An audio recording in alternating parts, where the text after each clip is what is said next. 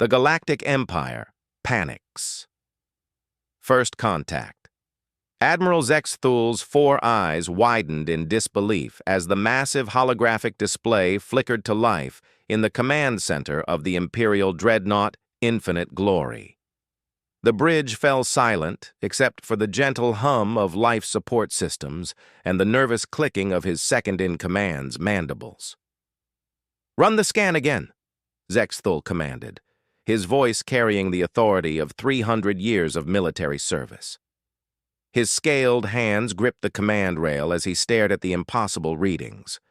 Lieutenant Commander Vexna's tentacles danced across her control console with practiced precision. "Sir, I've run the scan 17 times. The readings are consistent." Her voice trembled slightly, betraying her usual composure. "The energy signature is unlike anything in our databases." The object on the screen defied everything the Galactic Empire knew about physics and engineering. It appeared to be a warship, roughly 2 kilometers in length, but its design was completely alien to their understanding. Where Imperial ships were elegant curves of biometal grown in orbital gardens, this vessel was angular, brutal, and decidedly artificial. Strange protrusions jutted from its hull like weapons, but they bore no resemblance to any plasma cannons or particle beams in the Empire's arsenal. Captain Mordek, a veteran of the Rebellion suppression wars, leaned forward in his seat. "Sir, could this be a new weapon from the Outer Rim Confederacy? Some kind of experimental design?" Zexthul's secondary arms gestured dismissively.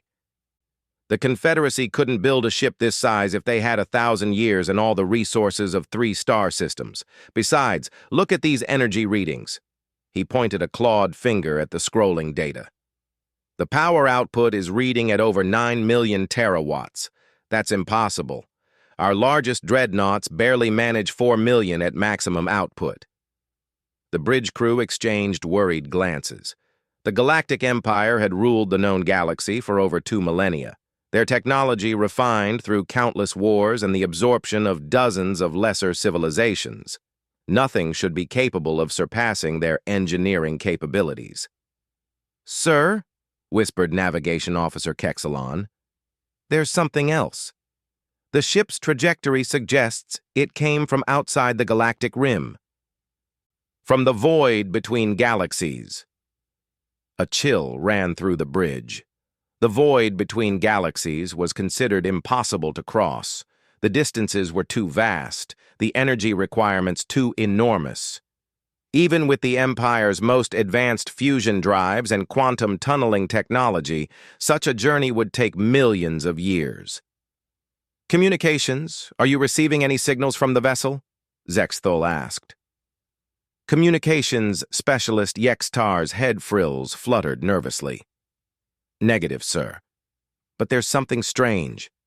We're detecting what appears to be artificial gravity fields around the ship that fluctuate in patterns. It might be some form of communication, but the mathematical structure is completely foreign to our language matrices." The Admiral studied the readings more carefully. The ship's hull appeared to be constructed from an unknown metal alloy that seemed to absorb and reflect energy in ways that shouldn't be possible. Strange geometric patterns covered its surface, and what looked like weapon emplacements were positioned at strategic points along its length. "Weapons analysis?" he demanded. Tactical Officer Rex Ghoul's voice was tight with concern. "Sir, I'm reading at least 47 distinct energy signatures that could be weapon systems. Some appear to be kinetic in nature, others are emitting frequencies we've never encountered. There's one particular energy reading that's off the charts. It appears to be some kind of exotic matter manipulation device." "Exotic matter?" Zexthul's voice rose an octave. "That's theoretical at best. The energy requirements alone would—" "Sir," interrupted scanner operator Dexmill, "the vessel is changing course. It's heading directly for our fleet." The Admiral's blood turned cold.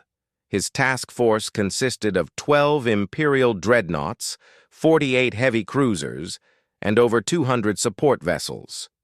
It was one of the largest military formations in the Empire, capable of reducing entire star systems to rubble. Yet somehow he felt deeply inadequate facing this single unknown ship. "Battle stations," he ordered, his voice steady despite his inner turmoil. "Raise shields to maximum, charge all weapon systems, and send an immediate transmission to Imperial Command on Galactic Central, Priority Alpha." The bridge erupted in controlled activity as crew members rushed to carry out his orders. Warning klaxons echoed through the ship's corridors as the entire fleet prepared for potential combat. "Sir," called out communications specialist Yextar, "I'm receiving a transmission from the unknown vessel. It's being broadcast on multiple frequencies simultaneously, including some we didn't know existed." "Put it through," Zexthul commanded. The main screen flickered, and suddenly the bridge crew found themselves looking at something that defied their understanding of evolution. The creature on the screen stood upright on two legs, had only two arms, and most disturbing of all, only two eyes positioned on the front of its head. Its skin was pale and smooth, covered by some kind of artificial material that might have been clothing. But it was the creature's expression that truly unnerved them. Calm, confident, almost amused. When it spoke, the translation software struggled for several seconds before providing a crude interpretation. "Greetings. I am Captain Sarah Chen of the Earth Defense Force vessel Prometheus. We have traveled far to establish contact with your civilization." Admiral Zexthul stepped forward, drawing himself to his full 3-meter height.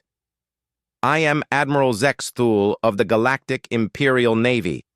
You have entered sovereign imperial space without authorization. Identify your species and your intentions, or we will be forced to consider you a hostile threat." The creature, this human, as the translation software tentatively identified it, smiled, revealing white teeth that looked disturbingly uniform. "We are humans from the planet Earth. We've been monitoring your civilization's radio transmissions for the past 50 of your years. We've come to establish diplomatic relations." "Impossible," Zexthul muttered under his breath. 50 years ago, our deep space sensors detected no signs of technological civilization in that region of space. Captain Chen seemed to hear his whispered comment, despite the vast distance between their ships. "Admiral, we understand your confusion. 50 years ago, we were indeed a primitive species barely capable of spaceflight. However, we've experienced what you might call an exponential technological advancement." Tactical Officer Rexgull leaned close to the Admiral's ear. "Sir, our sensors are detecting massive power fluctuations within their ship. Whatever they're using for propulsion and power generation, it's unlike anything in our technology base." The human captain continued speaking. "We've spent considerable time studying your language and culture through your transmissions. We know of your empire's expansion across the galaxy, your conflicts with various species, and your technological capabilities. We come in peace, but we are not defenseless." "Threats will not be tolerated," Zexthul replied firmly. "You face the might of the Galactic Empire. Your single vessel, regardless of its size, cannot hope to stand against our fleet." Something flickered across the human's expression. Was it amusement? "Admiral, I think there may be a misunderstanding. We're not threatening you. We're simply informing you that while we prefer diplomatic solutions, we are prepared to defend ourselves if necessary." Scanner operator Dex Mill's voice cracked with stress. "Sir, I'm reading a massive energy buildup in the alien vessel. Whatever they're powering up, it's drawing more energy than our entire fleet generates at maximum output." "Warning shots," Zexthul ordered. "Target their propulsion systems." 48 heavy plasma cannons fired simultaneously, their brilliant blue energy beams lancing across space toward the human ship. The bridge crew watched in satisfaction as their weapons struck true, impacting the vessel's hull with enough force to vaporize a small moon. The satisfaction lasted exactly 3 seconds. When the energy dissipated, the human ship remained completely undamaged. Not even a scorch mark marred its strange hull. "Impossible," whispered Captain Mordeck. Captain Chen's voice came through the speakers again, and this time her tone carried a subtle edge. "Admiral, we registered your weapons discharge. We're interpreting this as either a test of our defensive capabilities or a misunderstanding of our peaceful intentions. We hope it was the latter." "Defensive capabilities?" Zexthul sputtered. No known shield technology could absorb that much energy without some indication of power drain or structural stress. "Sir," interrupted scanner operator Dexmill, his voice barely above a whisper, "I'm not reading any conventional shield generators on their vessel.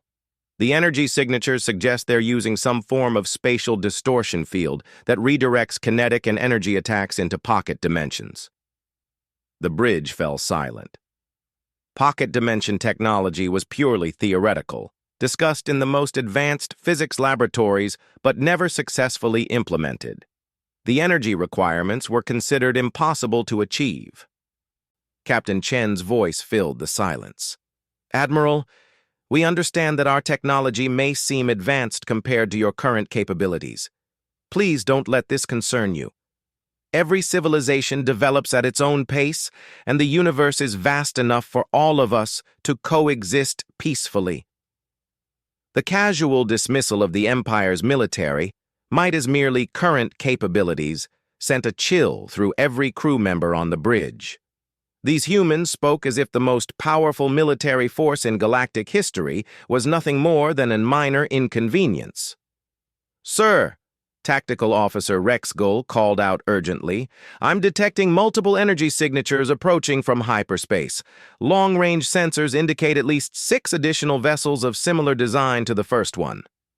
Admiral Zexthul felt his heart sink.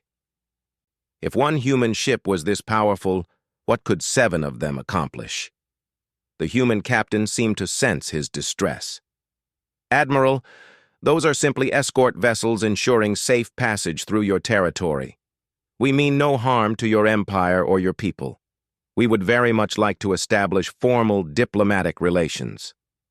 As the 6 additional human vessels emerged from what appeared to be some form of faster-than-light travel that left no detectable energy wake, Admiral Zexthul realized that everything he thought he knew about warfare, technology, and the balance of power in the galaxy had just become obsolete.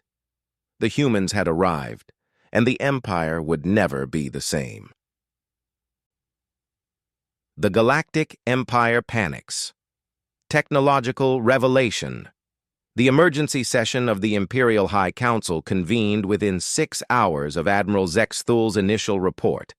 The grand chamber on the capital world of Galactic Central buzzed with nervous energy as representatives from across the Empire gathered to discuss the unprecedented crisis. Emperor Vax'Illion, whose lineage had ruled the galaxy for 8 centuries, sat upon the throne of stars with an expression of barely controlled concern. His royal advisor, Chancellor Kexmoth, stood beside him with a data tablet containing preliminary analysis of the human encounter.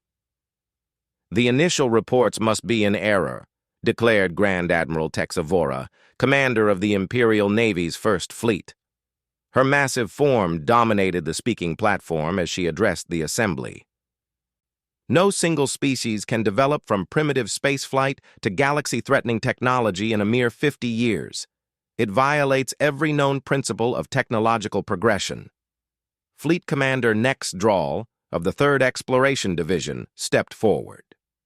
"Your Majesty, I've personally reviewed Admiral Zexthul's sensor logs 17 times. The energy readings are authentic. These humans possess technology that exceeds our understanding of physics itself." The Emperor's 6 eyes focused on the holographic display showing the human vessels. "Explain to me how a species we've never encountered before can suddenly appear with warships that outclass our most advanced dreadnoughts." Chancellor Kexmoth activated his tablet, projecting detailed analysis onto the chamber's primary screen. "Your Majesty, Our xenobiology department has conducted preliminary studies of the human physiology based on visual records. They appear to be carbon-based life forms with remarkably similar developmental patterns to several species we've encountered before. However, their technological advancement rate suggests either outside intervention or a completely different approach to scientific development. Outside intervention? The Emperor's voice carried a dangerous edge.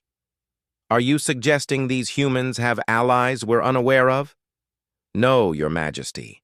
Our deep space monitoring networks would have detected any large-scale technological transfers. The humans appear to have developed this technology independently, which makes their advancement even more concerning. Grand Scientist Lex Thorin, the Empire's leading expert on theoretical physics, approached the speaking platform with obvious reluctance. Your Majesty, I've studied the energy signatures from the human vessels. They're utilizing principles that we understand theoretically, but have never successfully implemented. The pocket dimension shielding technology alone represents a breakthrough that our best scientists estimated would take at least 3 centuries to achieve. 3 centuries? Sputtered Defense Minister Hexgron. You're telling me these primitive mammals accomplished in 50 years what our greatest minds say should take 300? The Grand Scientist's head frills drooped in embarrassment. The mathematics are sound, Minister. They've somehow solved the exotic matter stabilization problem, achieved practical faster-than-light communication, and developed gravitational field manipulation that our sensors can barely detect, let alone comprehend. Meanwhile, aboard the human vessel Prometheus, Captain Sarah Chen stood in the ship's observation deck with her chief science officer, Dr. David Kim, and military advisor, Colonel Maria Santos.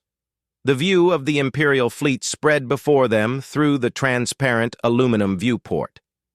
Captain, Dr. Kim said quietly, our passive scans of their technology are quite revealing. They're using fusion-based power generation, plasma-based weapons, and what appears to be crude gravitational manipulation for faster-than-light travel. Crude? Captain Chen raised an eyebrow. Compared to our zero-point energy extractors and quantum tunneling drives, yes, their technology appears to be approximately where we were about 30 years ago, just before the Great Breakthrough. Colonel Santos studied the tactical display on her tablet. Their weapon systems are impressive by their standards, but our defensive systems can handle anything they're likely to throw at us. The real question is how we proceed diplomatically. They clearly see us as a threat to their established order. Captain Chen nodded thoughtfully. The Admiral seemed genuinely shocked by our capabilities. We need to be careful not to destabilize their entire civilization with our presence. Back in the Imperial Council chambers, the debate continued with increasing urgency. Perhaps, suggested Trade Minister Pexagula, we should consider the economic implications. If these humans possess such advanced technology, imagine the benefits of establishing trade relations with them. Trade? Grand Admiral Texavora's voice rose an octave. These beings could conquer the entire empire with 7 ships. We should be discussing military countermeasures, not trade agreements. Emperor Vax Ilion raised a clawed hand for silence. Grand Scientist Lex Thorin, in your professional opinion, could we develop countermeasures to their technology? The scientist hesitated before responding. Your Majesty, based on our current understanding, it would require fundamental breakthroughs in at least 6 major fields of physics.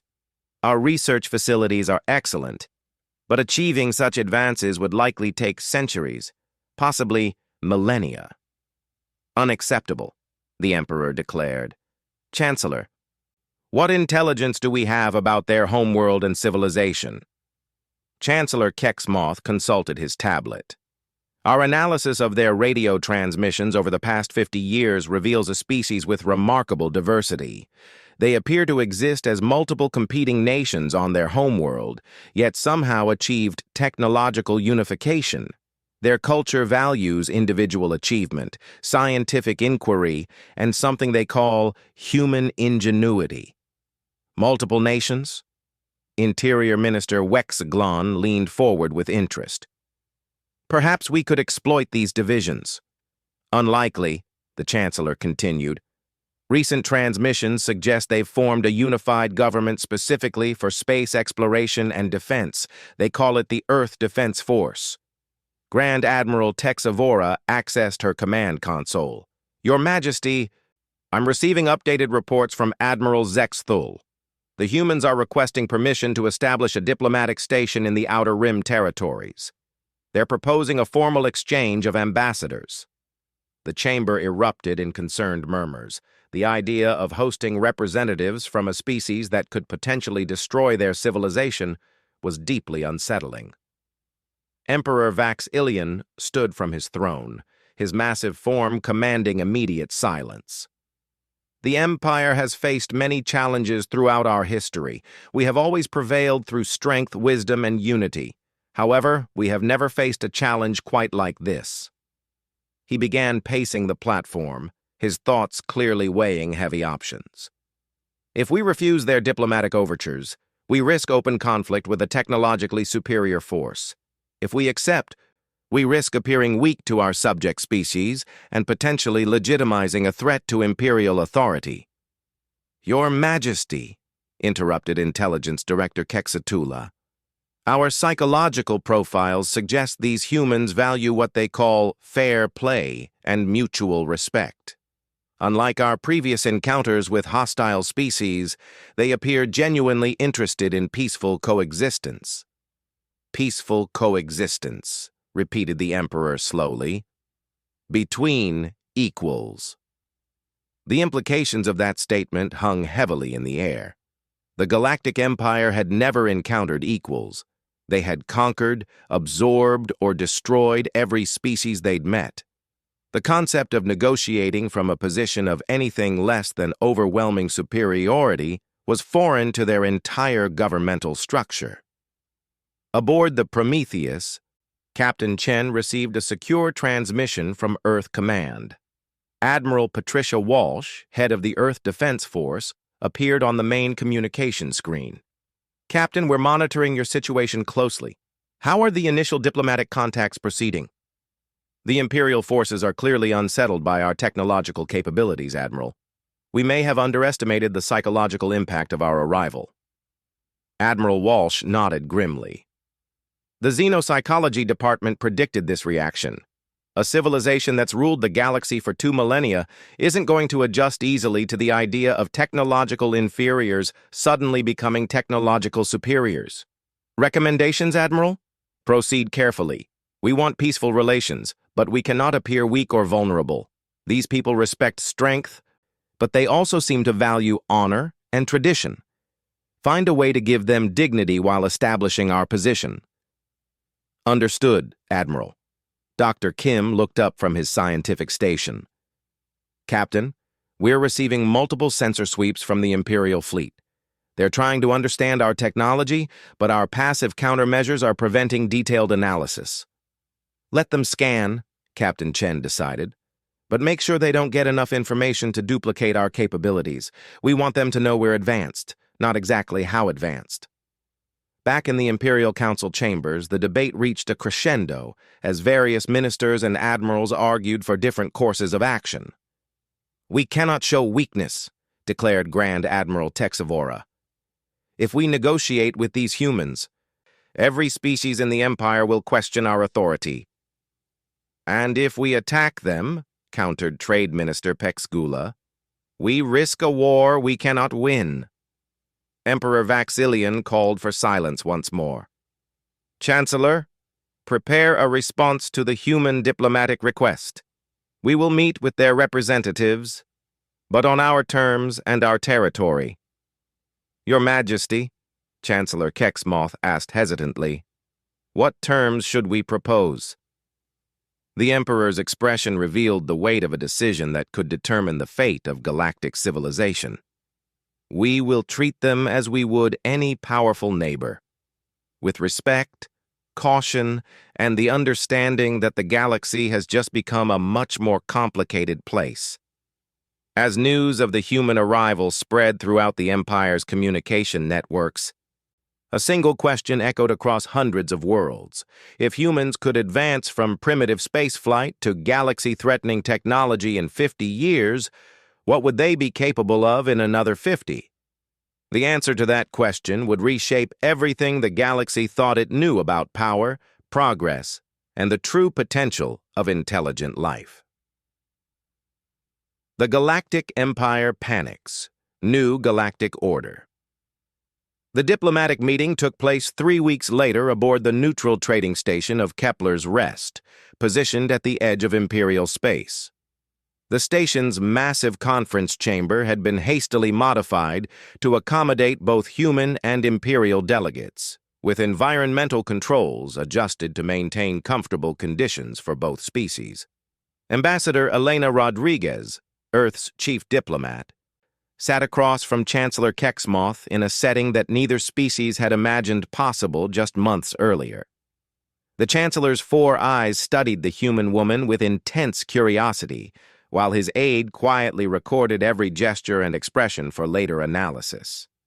Ambassador Rodriguez, Chancellor Kexmoth began, his translation device converting his natural clicking and whistling into fluent English. The Empire is prepared to discuss formal diplomatic relations, but we must first address certain concerns about your people's rapid technological advancement. Elena smiled politely, her hands folded calmly on the table. Chancellor, we understand your concerns. Rapid change can be unsettling. However, we believe that progress benefits all intelligent life when it's shared responsibly. Shared. The Chancellor's head frills fluttered with surprise. You would share your advanced technology with us? Selectively and with appropriate safeguards. We believe that mutual technological exchange can benefit both our civilizations while maintaining stability. The Chancellor's aide leaned forward urgently. What safeguards? What would you require in return? Elena consulted her tablet briefly. We would expect the Empire to adopt certain ethical standards regarding the treatment of sentient species, establish frameworks for peaceful conflict resolution, and work with us to prevent the misuse of advanced technologies. Across the chamber, Imperial Admiral Tex Vora struggled to contain her outrage. You're demanding we change our entire governmental structure. Not demanding, Elena replied evenly. Suggesting improvements that would benefit all Imperial citizens. Our analysis of your society indicates significant inefficiencies in resource allocation and potential for civil unrest among subject species. Chancellor Kexmoth's secondary arms gestured for his military advisor to remain calm. You've analyzed our society? Through your public transmissions and available data, we've identified several areas where technological advancement could improve quality of life across the Empire while reducing social tensions. Meanwhile, Emperor Vaxillian observed the proceedings from his private chamber aboard the Imperial flagship through secure holographic transmission. His senior advisors surrounded him, each monitoring different aspects of the negotiations. Your Majesty, whispered Defense Coordinator Gexval, the humans speak as if they're offering to help us improve ourselves. The arrogance is astounding. Is it arrogance? The Emperor replied thoughtfully. Or are they genuinely trying to be helpful? Grand Scientist Lex Thorin accessed his analysis tablet. Your Majesty, initial data suggests their technological improvements could indeed solve several chronic problems we've faced for centuries. Their energy generation methods alone could eliminate resource scarcity across the Empire. At what cost? Demanded Grand Admiral Texavora through the communication link. Our independence? Our sovereignty? Back in the conference chamber, Elena activated a holographic display showing Earth's recent history. Chancellor, perhaps it would help if we explained how humanity achieved such rapid advancement. The display showed Earth 50 years earlier, with primitive chemical rockets and basic nuclear technology. Then the timeline accelerated, showing the development of fusion power, quantum computing, and eventually the breakthrough discoveries that led to their current capabilities. 50 years ago, Elena explained, humanity faced potential extinction from environmental collapse, resource depletion, and social conflict. Necessity forced us to innovate rapidly. We developed something we call collaborative acceleration, where every breakthrough is immediately shared globally and built upon by our entire scientific community. Chancellor Kexmoth studied the data with fascination. Your entire species works together on technological development?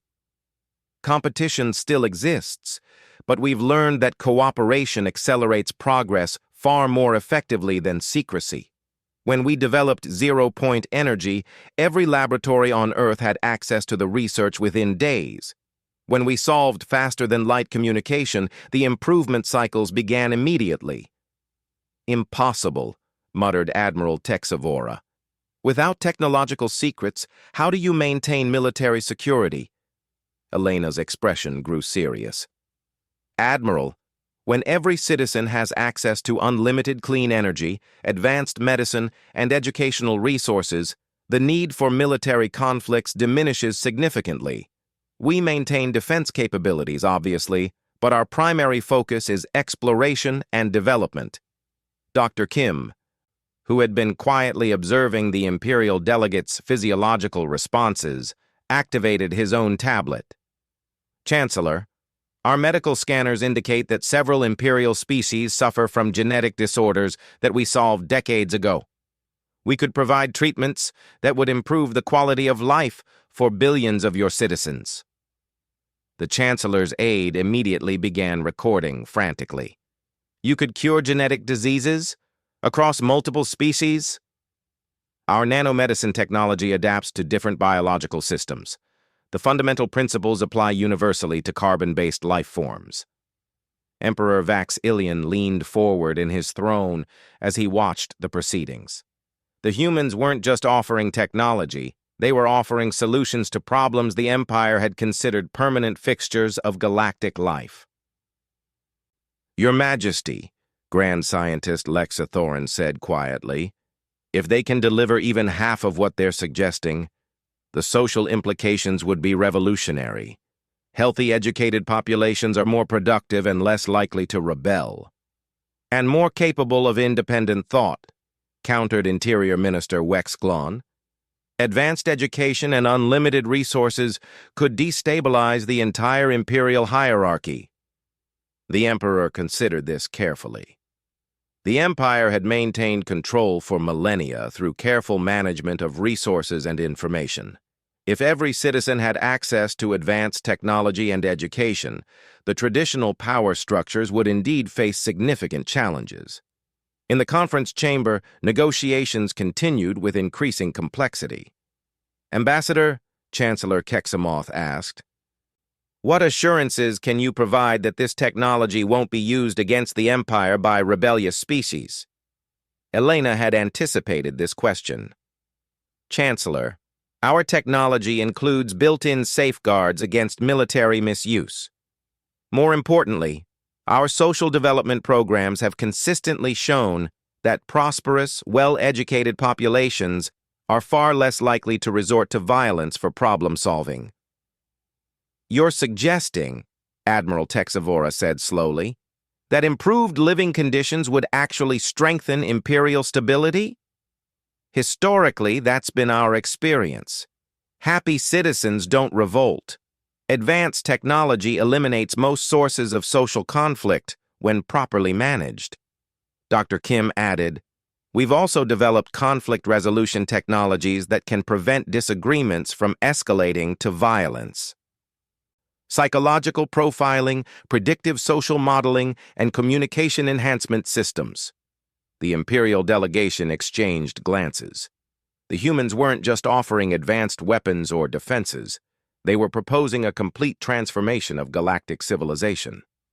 Chancellor Kexmoth made a decision that would echo through history. Ambassador Rodriguez, The Empire is prepared to consider a limited technological exchange program with appropriate oversight and gradual implementation. That sounds like an excellent starting point, Elena replied. We propose beginning with medical technologies and clean energy systems.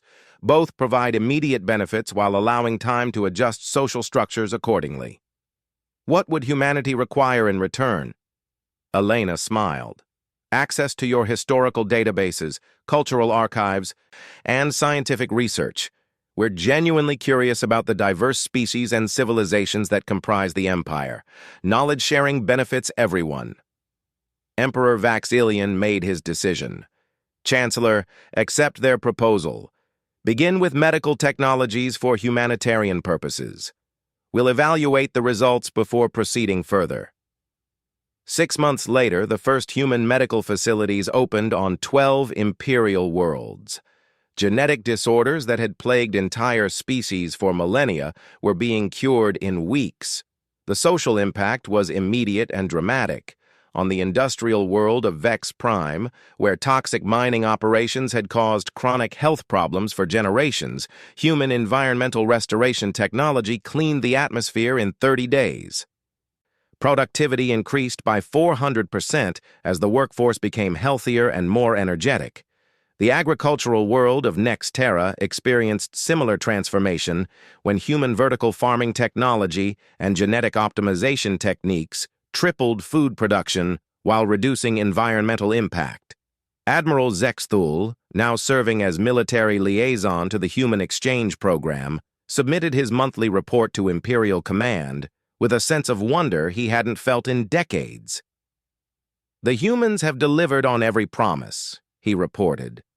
More significantly, their presence has had unexpected diplomatic benefits. Species that have resented imperial rule for centuries are now viewing the Empire as a progressive force for positive change. The report continued. Human advisors have helped resolve 3 potential rebellions through peaceful negotiation and resource reallocation. They seem to possess an remarkable ability to find solutions that benefit all parties involved. Emperor Vaxilian read the report in his private study, surrounded by holographic displays showing improvement statistics from across the Empire. Crime rates were dropping, productivity was rising, and for the first time in centuries, the Empire was experiencing genuine internal stability rather than enforced compliance. Grand Scientist Lex Thorin entered the chamber with his latest analysis. Your Majesty, the human collaborative research model is producing extraordinary results. Our scientists working with human advisors have made more breakthroughs in 6 months than we typically achieve in decades. Explain. They approach problems differently. Where we focus on individual expertise, they create teams that combine different perspectives. Where we guard research secrets, they share data openly. The result is accelerated innovation across all fields. The Emperor stood and walked to the observation window overlooking Galactic Central. The city below bustled with activity as representatives from across the Empire worked alongside human advisors on various development projects. Lexa Thorin, in your opinion, do the humans pose a threat to imperial sovereignty? The scientist considered carefully before responding. Your Majesty, I believe they pose a threat to imperial tradition, but not to imperial sovereignty. They're not conquering us, they're helping us evolve. And the difference? Conquest destroys what came before. Evolution builds upon it to create something better. As news of the human alliance spread throughout the galaxy, other civilizations began requesting contact with both the Empire and Earth. The rigid power structure that had dominated galactic politics for millennia was giving way to a more complex but ultimately more stable network of cooperative relationships. Captain Chen, now promoted to Admiral and serving as Earth's chief military liaison, stood on the observation deck of the new joint Human Imperial Research Station orbiting Galactic Central. The facility represented everything humanity had hoped to achieve through peaceful contact: shared knowledge, mutual advancement, and cooperation between species. Admiral, Dr. Kim called from his research station. "We're receiving communication requests from 17 different civilizations that want to join our technological exchange program." Admiral Chen smiled. "Inform Earth Command that the program is exceeding all expectations. It appears the galaxy was ready for change. It just needed someone to show the way." The transformation wasn't complete, nor was it without challenges. Some Imperial hardliners still viewed humanity with suspicion, and certain species found the pace of change overwhelming. But the overall trend was unmistakably positive. Within 5 years, what had begun as a potential military crisis had evolved into the most significant period of advancement and cooperation in galactic history. The Empire still existed, but it had transformed from a conquering force into a collaborative network dedicated to the betterment of all member species. And in quiet moments, Emperor Vax'Ilian would reflect on the irony that humanity's greatest weapon wasn't their advanced technology or overwhelming firepower, but their fundamental belief that problems could be solved through cooperation rather than domination. The galaxy would never be the same, and for the first time in millennia, that was exactly what it needed.